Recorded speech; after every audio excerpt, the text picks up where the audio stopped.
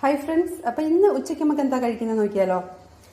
കോവയ്ക്ക മെഴുക്കുരട്ടി, ചമ്മന്തി, ചൂര ഫ്രൈ ചെയ്തത്, പിന്നെ ഇത് നമ്മുടെ കാരലില്ലേ അത് ഫ്രൈ ചെയ്തത്. അമ്മ ചൂര കഴിക്കാത്തതുകൊണ്ട് അത് കാരൽ രണ്ടെണ്ണം എടുത്ത് ഫ്രൈ ചെയ്തു. പിന്നെ നല്ല ചൂട് ചോറ്, പിന്നെ നമ്മുടെ അച്ചാർ. ഇന്ന് പൊതിച്ചോറാണ് കേട്ടോ കഴിക്കാൻ പോകുന്നത്.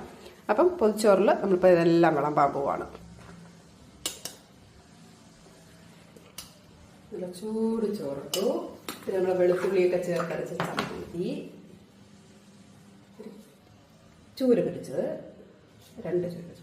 പിന്നെ നിങ്ങൾ പ്രത്യേക സാധനം കാണിക്കാൻ പറഞ്ഞു, നമ്മൾ മുളക് കൊണ്ടാട്ടം അതും കൂടെ നമ്മൾ സൈഡിൽ വെക്കുവാണേ. നമ്മുടെ കോവയ്ക്ക മെഴുക്കുരട്ടി വെച്ചു. അതെ, ഇത് നാരങ്ങയുടെ പീസ്.